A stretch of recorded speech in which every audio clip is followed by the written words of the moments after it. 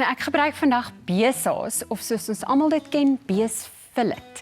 Maar jy is welkom enige ander snitstyk te gebruik. Ek het begin deur die fillet, wat hier so voor my is, net in dik snye te sny, maar jy kan dit ook natuurlik so heel gaar maak. Nou, ek het dit marineer, of ons marineer dit net vooraf met knoffelolie, gerookte paprika, vars knoffel as jy wil, sout, peper, asook 'n klein bietjie vars suurlemoensap. Nou jy kan die vleis dan so 30 minute laat staan. Dit help net dat die vleis daai kamertemperatuur bereik en dat hierdie lekker geure dan nou intrek.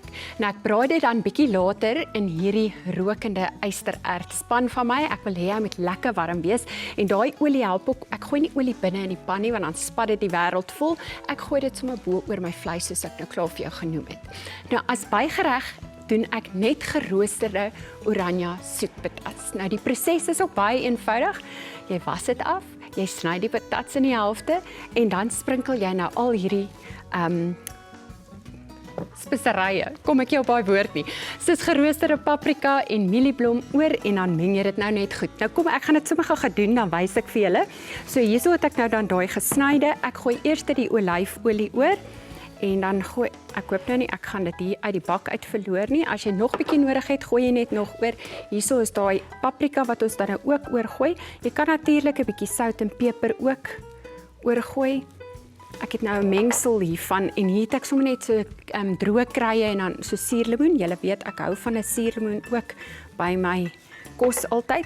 Nou die mielieblom, hoekom ek dit oorsit, is hy maak maar net so lekker laagie oor die soetpatat en dit as hy dan nou in die oond ingaan, dan bak hy soos half asof hy, ek wil nie sê gediep fraai is nie, maar hy gee daai effek. Hy maak net 'n lekker crispy laagie rondom. En dan al wat jy nou doen, jy meng dit lekker deur, pak dit op die bakplaat en rooster dit in die oond tot dit goudbruin is. Nou as ek terug is, vertel ek julle hoe maak ek die tuisgemaakte chimichurri sous met net 'n paar vars bestanddele vir bo oor die vleis. Nou dis ook 'n heerlike kruiesous vir baie ander disse of natuurlik 'n lekker slaai.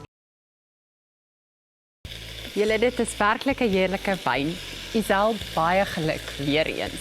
Nou ek het solank 'n paar stukke vleis wat nog hier braai in die pan. Julle kan sien hoe lekker rook hy hierso en dan 'n paar stukke gaar vleis. Nou onthou, dit is belangrik dat jou vleis dieselfde hoeveelheid tyd rus as wat jy dit gaar maak. Hiervoor,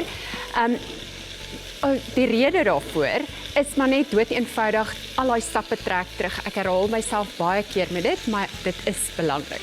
Nou hier voor my is die bestanddele vir daai chimichurri sous. Nou als vars kruie, petersilie, oregano, kruisementblare en natuurlik 'n bietjie vars knoffel. Nou die ander bestanddele wat jy nodig het is bietjie olyfolie. Nou jy kan ook iets soos 'n gegeurde olyfolie gebruik, iets soos dalk 'n chili olyfolie.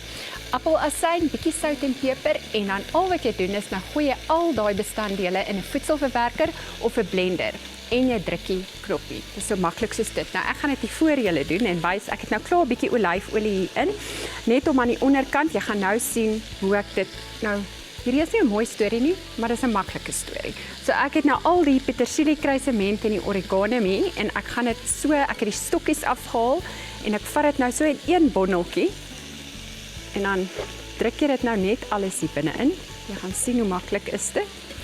So ek gooi 'n bietjie olyfolie onder en dan gaan ek weer dit bo gooi. Dis net dat hy lekker meng.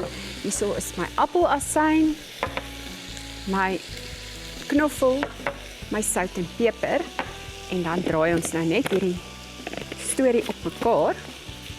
En dan soos ek gesê het, so maklik soos dit. Mag ons weer daai olie alles onder kry. Dan druk jy hom nou net so. So, ek wil nie in julle ore raas nie.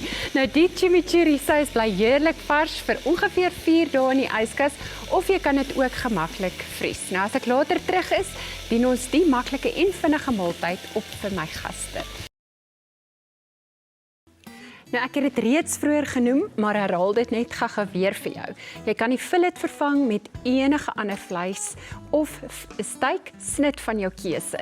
Nou kom ons spring weg en begin sommer dadelik met die opdiening en soos jy nou gaan sien, dis baie eenvoudig, baie maklik. So heel eerste wat ek doen, ek sit sommer so 2 van hierdie fillet steaks bo op mekaar so skeef, net soos jy wil. En dan vat ek net van hierdie soetpatats en ek het hulle rou, die keer het ek hulle rou ingesit en hulle het heerlik sag gerooster in die oond.